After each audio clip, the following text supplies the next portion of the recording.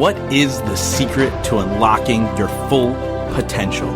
What makes your idols any different than you? How do you become the person you've always wanted to be in life? This is where you get all of your questions answered. My name is Justin Shank, and I sit down with some of the most epic individuals who are changing the world with their actions in business and in life. We discuss how they did it, why they pushed themselves, and more importantly, how they were able to focus on continuous growth to achieve their dreams. Welcome to the Growth Now movement. This week, I sit down with Rick Alexander. Rick is an author, speaker, and educator who specializes in helping individuals and organizations understand themselves better so that they can increase performance, find meaning in their work, and build a life that is in alignment with their ultimate goals. As a former member of Naval Special Operations community as well as ultra-endurance athlete, Rick crafts content to help lead people through adversity and into a life of meaning.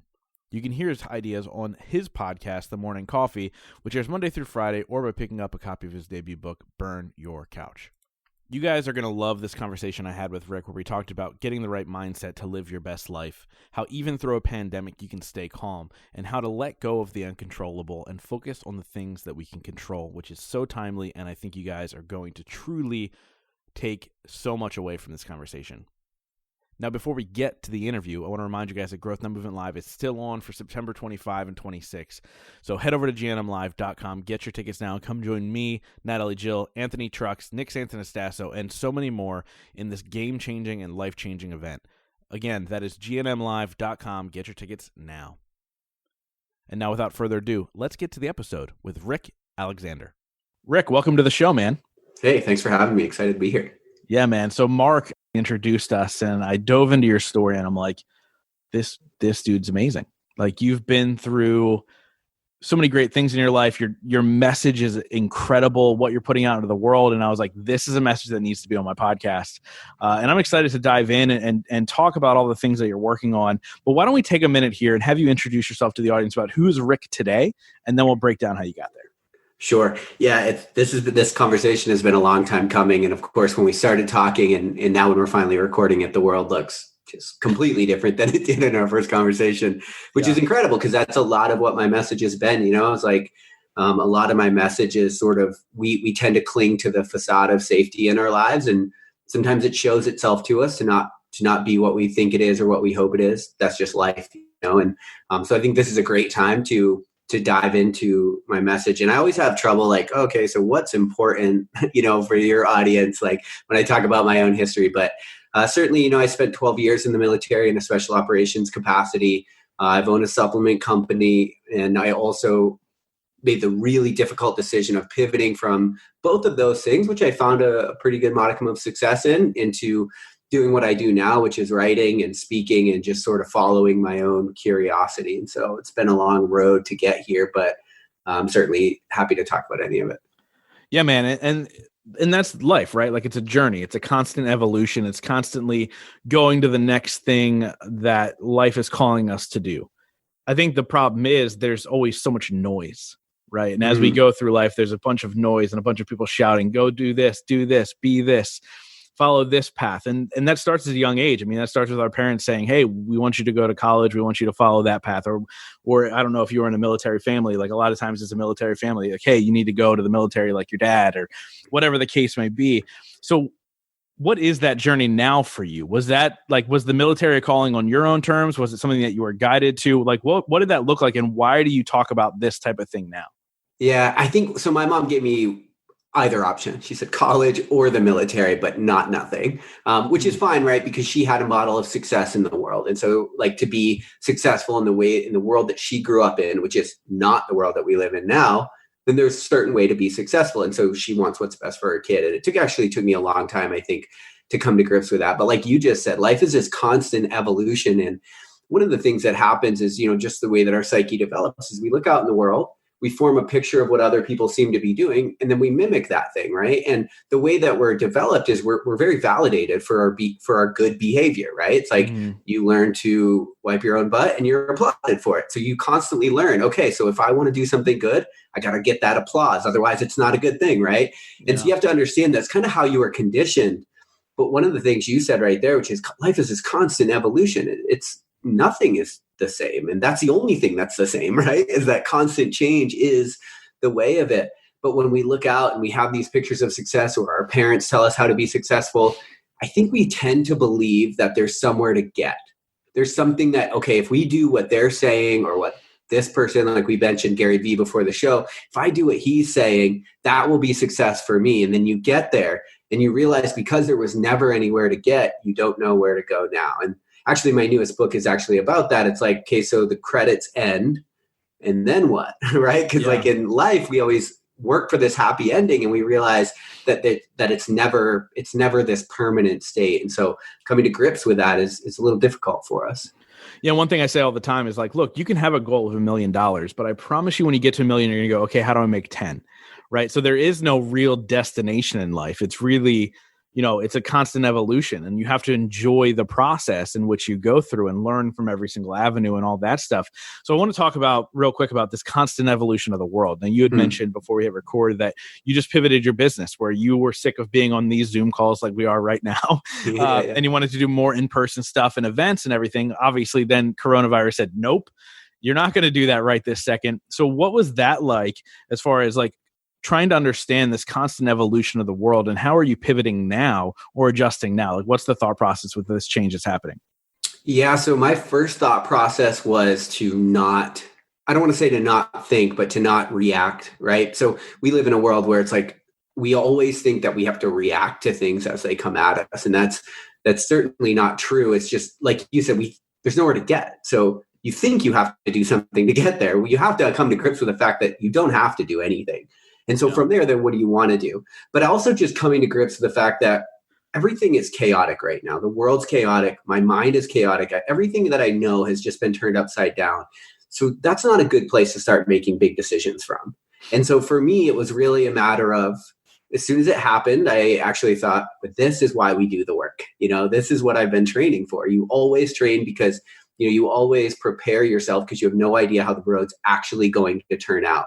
And so now it matters to actually live by what you talk about. And I don't want to say it was seamless, because I'm going through the same sort of pain as everyone else. My income was gone, right? And but at the same time, I realized the facade of there being somewhere to get is what makes you feel like you have to react, when reality is maybe it's just showing you something else. And I've taken this time to work through a ton of new concepts for new books, and have come up with a direction for my work I'm comfortable with, and also just realizing, listen, I'm not in a good headspace to make massive life decisions, and neither is anybody else. So anything you make right now, probably going to be undone soon. Yeah. So you, to me, when I talked, we chatted on the phone for about 45 minutes a couple months ago, back when the world was different, right? And you come across to me as a very calm, even-keeled guy who, again, just takes life in stride. When I think of somebody who special forces in the military, I don't necessarily picture that demeanor. Was this something that you took into the military? Did you learn this from the military? Like, what did the military show you that you're still implementing into your life now? Yeah. So there's a lesson in my first book, Burn Your Couch, where I actually kind of opened the book with this concept, which is, going through selection, there's a lot of yelling. There's a lot of chaos. It's controlled chaos, right? And I've actually been an instructor and a student now. So I've gotten to see kind of both sides. It's funny because when you're a student, it feels very out of control. When you're an instructor, you realize, well, this is going to end in 2 minutes. They just think it's never going to end. Anyway, so as a student, I just played the game. It's like, okay, you're yelling at me. I couldn't really grasp what it was all for. And then I was in Africa actually it turned out to be my last deployment. And long story short, there was a plane that had crashed in the woods. I was one of 3 medics on base. So me and 2 other medics, neither of them were special operations, and that's okay, but it does make sense in the context of this story. And so this mission devolved into a shit show. I mean, we were 2 a.m. We have no idea where we are. We're low crawling through the African jungle because you can't walk. I'm in my pajamas because I got pulled out of bed. My med bag has been ripped out like been scattered all over the African jungle. So I'm like collecting my things in the dark. It turns out very clearly that like whatever mission was supposed to happen here has not, and now we're just lost in the African jungle. And as I watched them kind of devolve with the situation, I was looking around and she's crying, he's praying out loud, and I'm thinking, these were the other two medics. The other two medics, yeah, they were really falling apart, truly. And that's not to say like there aren't situations where I fall apart. I'm sure there are, right? But I could say honestly, in that situation, my first thought was, oh, I'm prepared for this. Like I've been putting myself in situations where my back is against the wall and I have zero options constantly.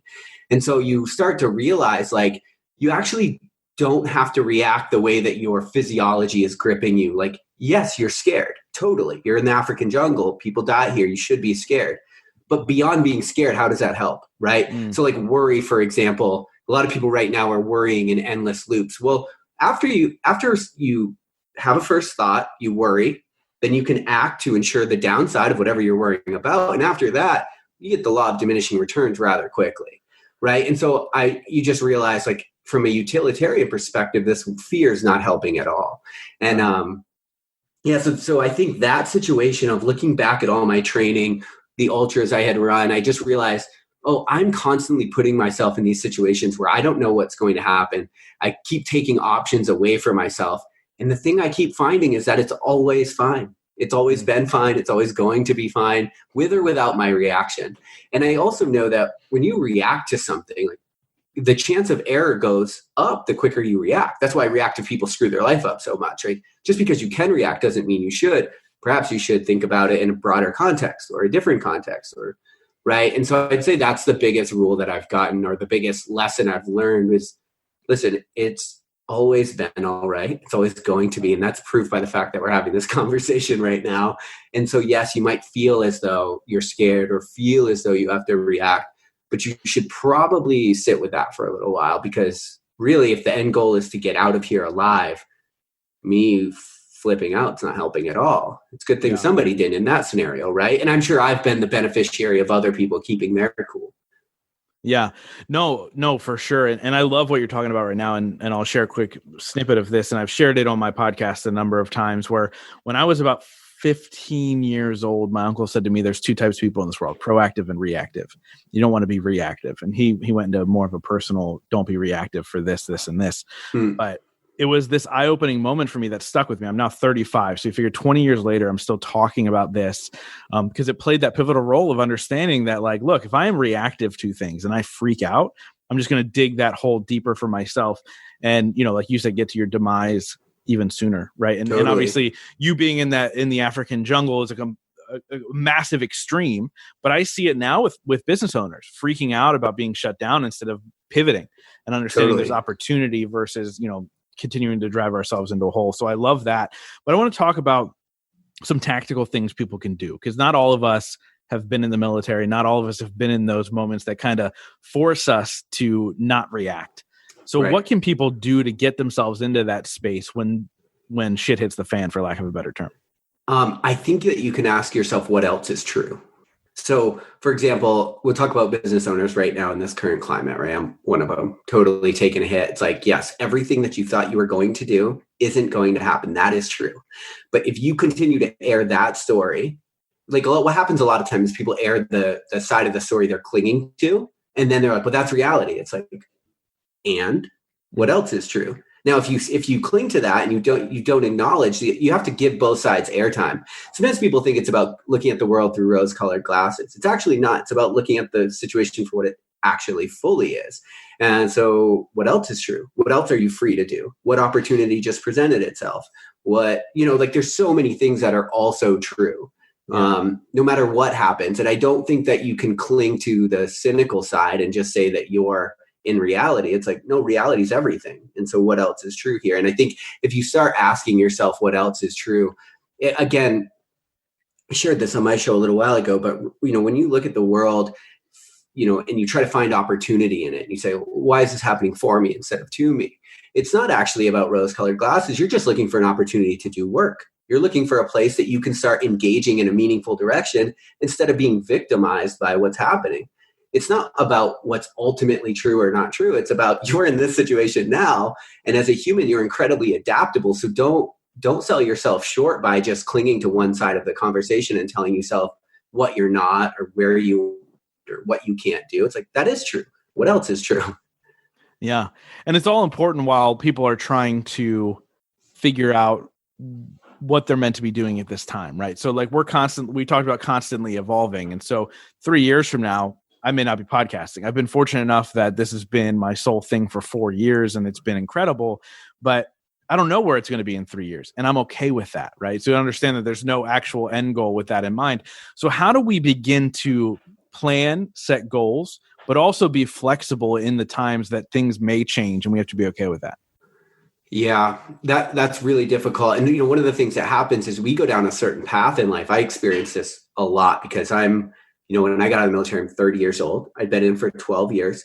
So if you're not familiar with the military, the current story is, listen, if you've done more than 10, you just do the other 10 and retire. That's what you do.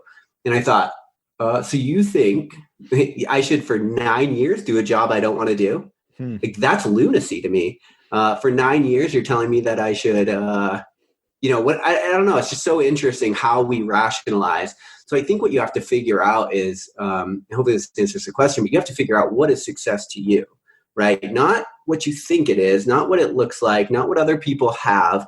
What do you need to be content with your direction, right? And so you set that as your aim. That's the direction you go. And then you've got to allow space in there for pivoting. So what I wanted to say at the beginning of this is, when you're in your 30s, like, everyone tells you can't pivot, right? And then I was like, okay, well, I'm going to. And then the next line of reasoning that I got from everybody that means well, everyone's just, listen, when people give you advice, they're telling you what they would do if they were in that situation, not what they think that you should do, because they don't have the capacity to know what you should do because they don't know your value system. And so they're just giving you advice based on what they think that they would do in that situation.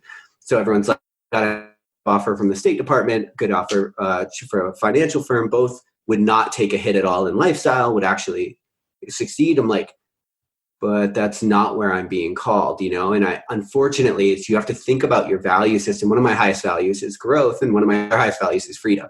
Those are both very dangerous values, right? They have a big cost attached to them. So if you actually want to live, let's say, in growth, you're constantly leaving situations and people, or not leaving, but outgrowing. And so you have to grapple with the reality of what you want. That's why I said, what do you actually want? That's your value system. That's what you think is meaningful. What's the cost of that? You just might find that you've been not willing to pay the cost because society doesn't think you should. And that was me getting out and deciding, well, I'm just going to move to Australia and write this next book. So, I just have to. I have to know what happens if I live out my value system. And it was the best decision I ever made. So how did you come up with your values? Was it something that was bred in you, or something you learned along the way and be like, I love that, I'm going to implement that into my life? Yeah, so I can give you a couple exercises just for people that are listening. So first of all, you have about 5 to 7 core values. Now, values, that's what you think is important. The thing to understand is values aren't just what you think are important, though. It's the lens you're looking through at the world. So here's an example. I had a lot of buddies that died in the military, right? Now, when someone dies overseas in the military, the only way that happens is if they value country over self, right? And so the only reason that you can see that and don't think that that's a shame or a pity is if you have that same value system. Now, in America, a lot of us do, right? We think that might be the highest ideal. And so we all have the same value system. But if I don't, right? If I'm like, no, that's stupid, you shouldn't do that, you can see that we're living in very different worlds. It's the same world, but the way that our values are structured, they're very different places. Same thing if you're living in a city, like we both live in Colorado. I value adventure, for example, and you don't. You value something that maybe you can only get on the East Coast. It's like the state it's not good or bad. It doesn't suck, or it just is. It's your value system that's deciding what kind of state you live in. And so we're all in different worlds. So you have to come to grips with your value system.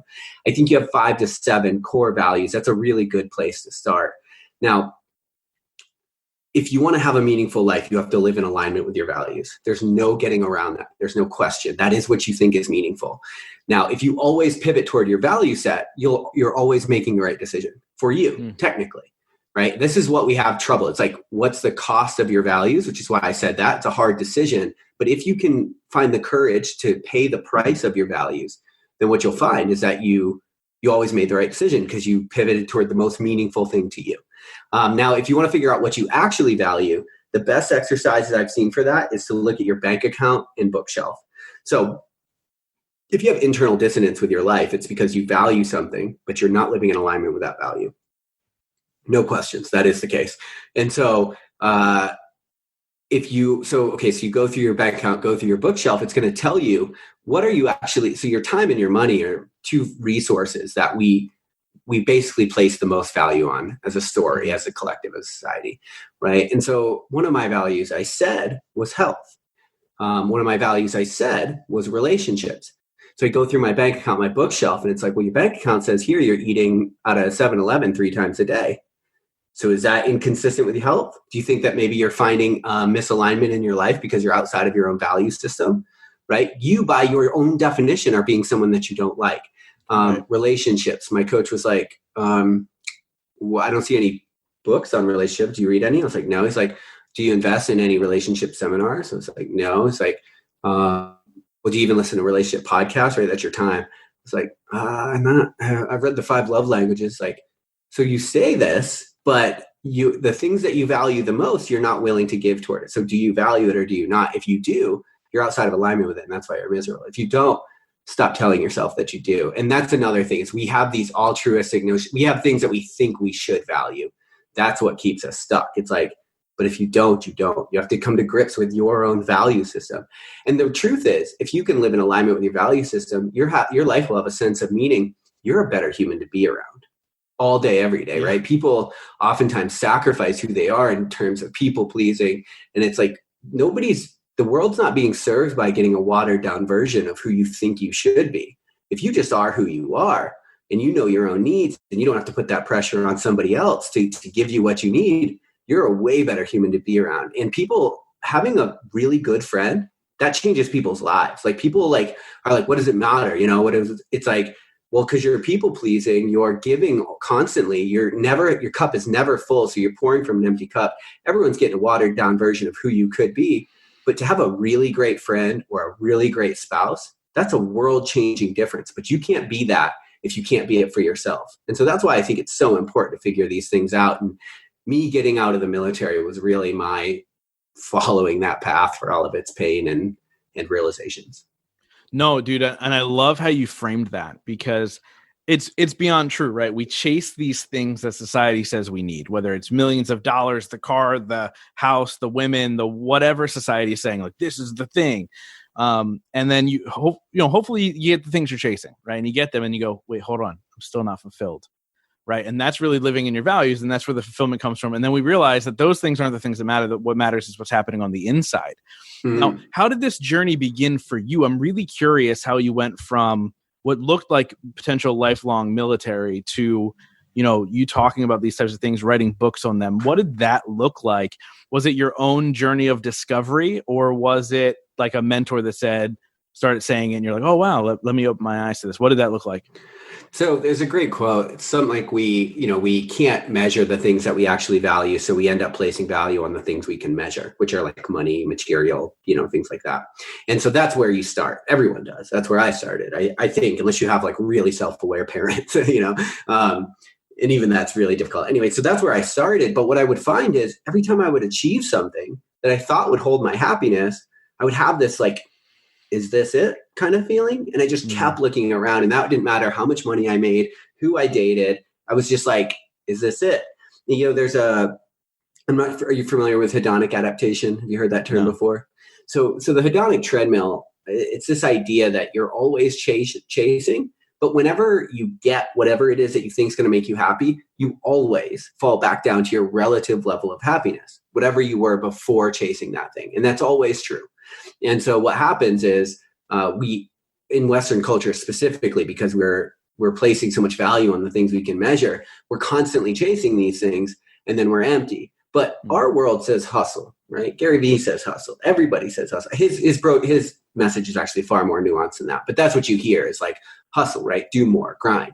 So I kept doing more. I'm like, I can win the Western culture game, and I'm a go-getter. I'm a goal setter. I'm motivated. I'm smart. I can do this.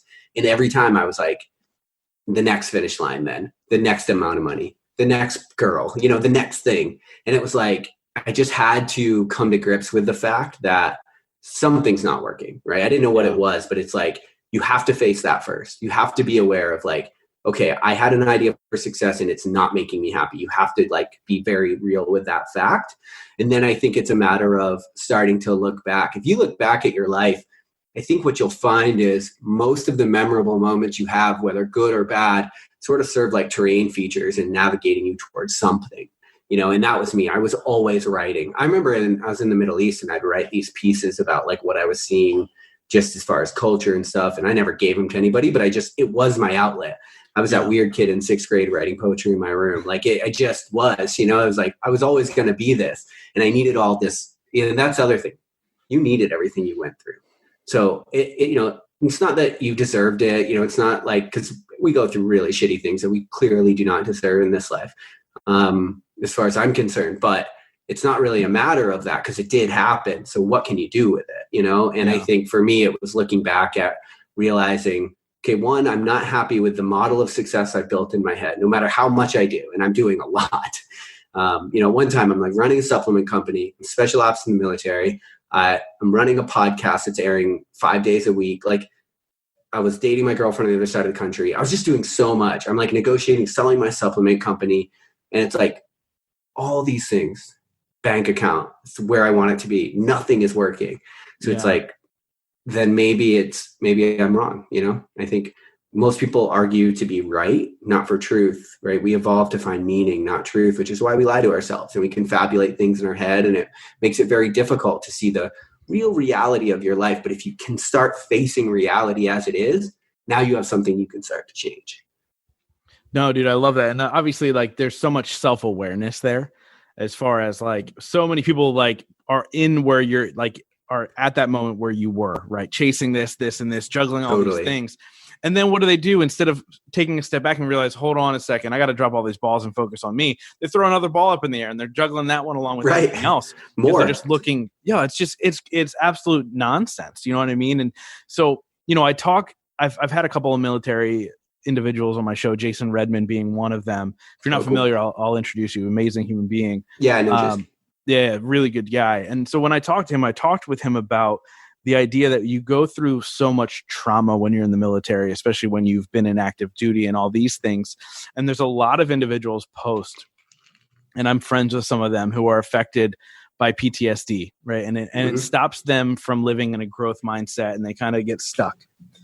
How were you able to ensure that didn't happen to you, seeing what you've seen and going through what you've gone through? I would start by saying it did happen to me. I've certainly had my struggles, right? I think it would be very disingenuous to say that I haven't. But I will tell you that the realization that the cage wasn't locked was massive to me. And I think we find ourselves in these cages of, there's a great quote. It's like, I think it's Thich Nhat Hanh who said, the mind is a great servant, but a terrible master. And we often feel caged because we think we over-identify with all of our thoughts. And the reality is that most of that is our thoughts are just not that true, or we're suffering at them and we don't have to. But I'll tell you, one of the realizations for me was just hearing the term post-traumatic growth, right? Everyone talks about post-traumatic stress, but there's also there's a whole other movement, and it doesn't have nearly as much airtime because it's not sexy and doesn't cast the victim. But the idea of post-traumatic growth, and I work with an organization now that we specifically put people through traumatic experiences for the idea of growth.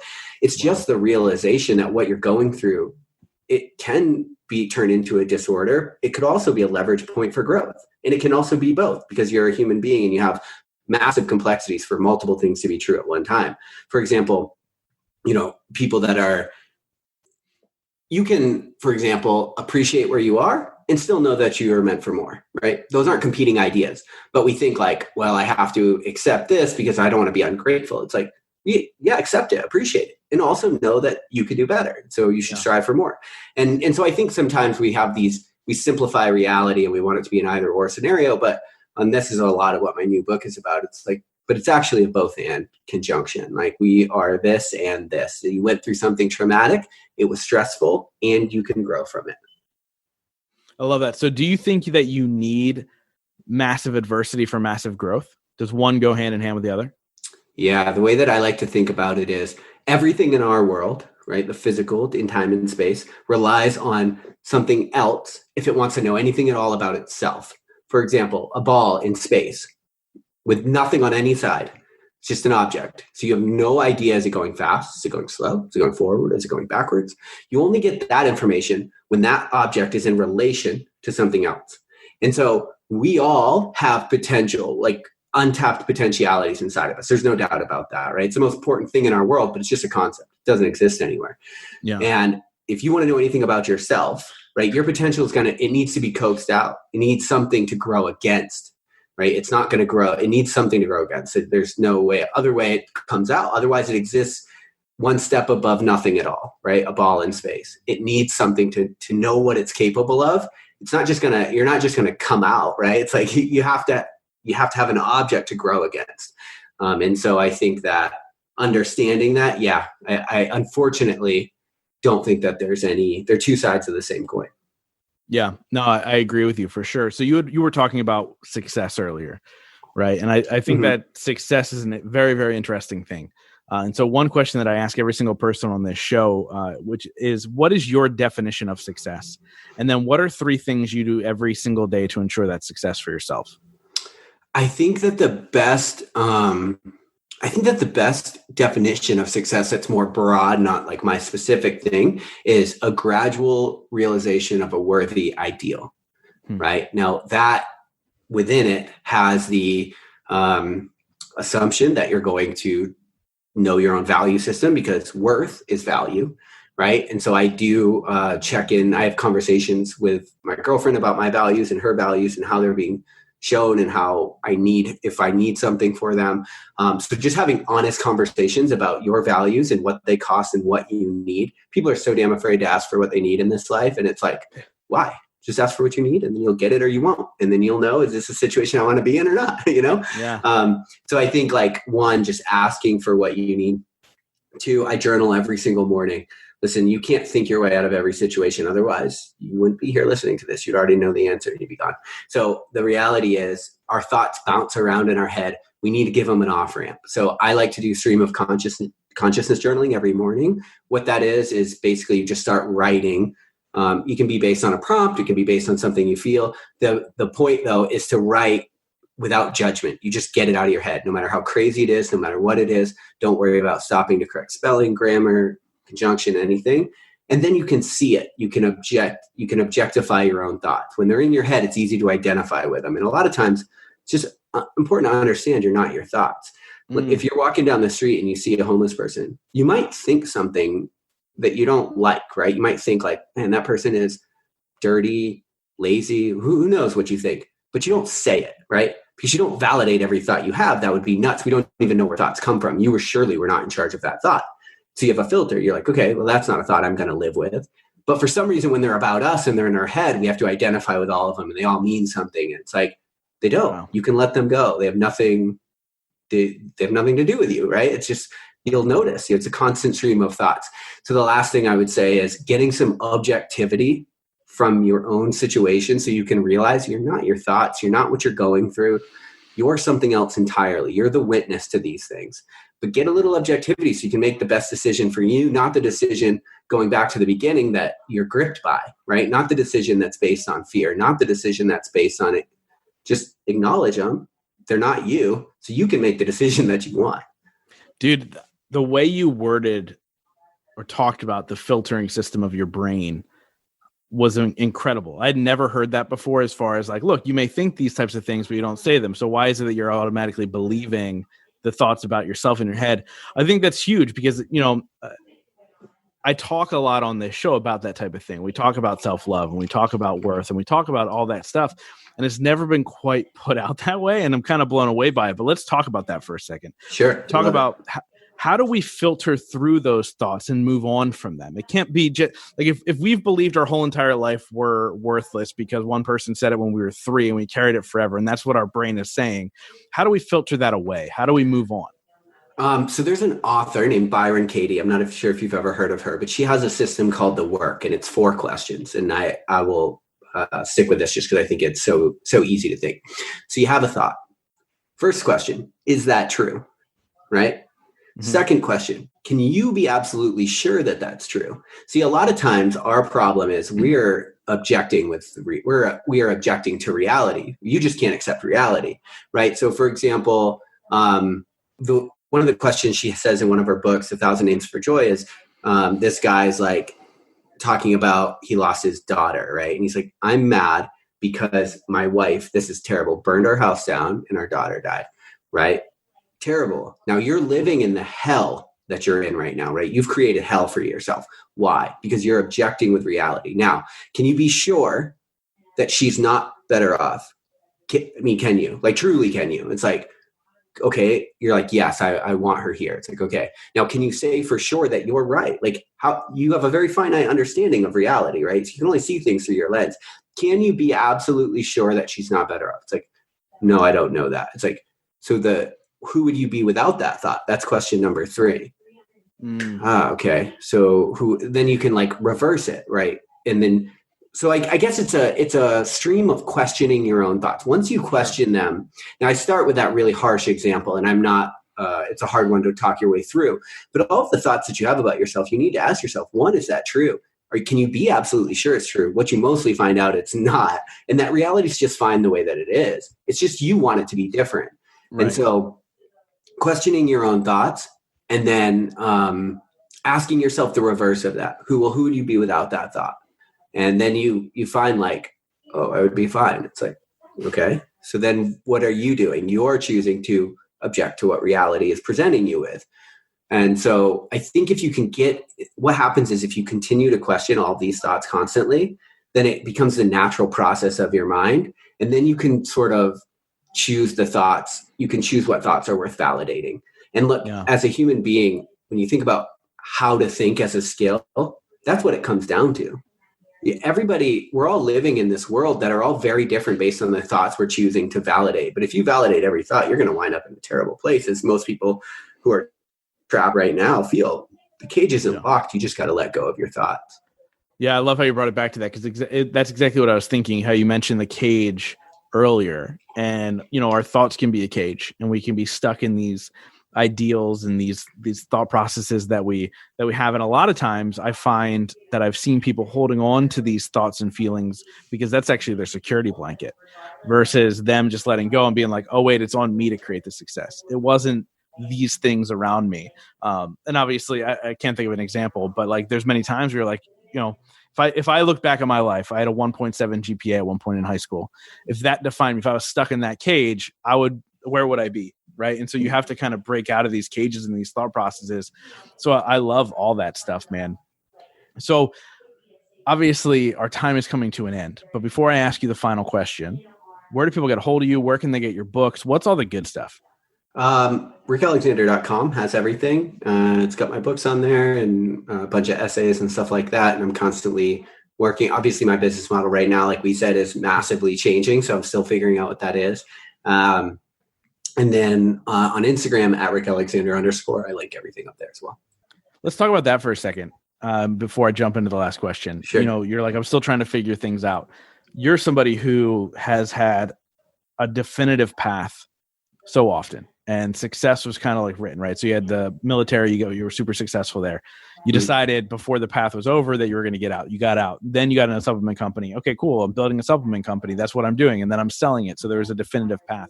Mm-hmm. Now there's no definitive path. How are you handling that internally? So tough, right? I would never say that it's not tough. But what you realize once you get in the habit of questioning your thoughts is that there's nothing wrong with reality, right? You just don't know right now. That's okay. Is there anything that you want to work on? It's like, yeah, I'd love to just have the time to write all day. It's like, well, you got it, bud. It's like, there's so many things. And it's like, it's not easy because, I'm a human like everybody else. And I'd rather be a human doing than a human being because I don't have to think hard about that. But in reality, that's not the way it is. And so if you can accept the way that it actually is, what you'll find is a lot of things are true. It is true that you have more time now to focus on things that you want. It is true that there were parts of the life you were building and had for yourself that you didn't really like and you don't want to go back to, right? It's true that maybe you should let those die in the wreckage. But if you're trying to go back to your facade of safety, the illusion of safety, then you're going to accept a whole bunch of things that you don't like. So I love it, man. So obviously this podcast is called the Growth Now Movement. So I wrap up every single interview with this one question, and that is, in your life, what has been your biggest moment of growth? In my life, man, that's actually pretty easy. And it's definitely my rock bottom moment. Now, everybody has their own rock bottom moments, right? I turned down a massive deal. It was massive at the time, 7 figures for my supplement company. I was like, no, you're going to have to buy this from me for 50 million later, just kidding. It tanked. I got moved in the military. I couldn't work on it anymore. We had employees stealing from us. Like, shit was out of my control. At the same time, the girl I thought I was going to marry, who was also an executive in the company, that relationship ended as well because I had no control over my life. And I felt resentful of everything. Right. And I had this moment where I was getting out of the military to pursue the supplement company. I was going to marry. I had my whole life planned out. And all of a sudden, within the course of, it was a gradual decline over a year, but within a month, it was all of a sudden nothing that you thought was going to happen is going to happen. And I just sat there and I realized, I had this moment where I realized I'm living my life in the same 4-year cycle. I'm going through the same drama, the same kind of situations with the same kind of people. They all have different names, but I'm reliving the same shit story over and over, and I'm never progressing. And I thought, how have I contributed to that? And that was the question that truly changed my life. It's easy to have the problem be the world, but if the problem's the world, you can't do anything about it. If you are the problem, you have something you can start fixing. So it was asking me, how am I contributing to the painful points in my life? We have this saying, when you're going through hell, keep going. It's wrong. When you're going through hell, stop and look around.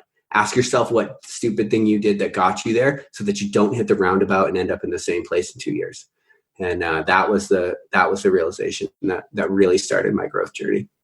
I love it, man. Rick, thank you so much for coming on and sharing your wisdom, man. I'm so glad that we connected, and I can't wait to see where this friendship goes, man. This was great. Thank you. Dude, this was wonderful. Thanks. Thank you guys so much for being a part of the Growth Now movement. This is how you can really help me out. If you guys enjoyed this episode, please share it out on Facebook, Instagram, Twitter, all that fun stuff. And let's grow this movement to epic heights. And it's all going to be because of you guys. Thank you so much, and we'll see you next week.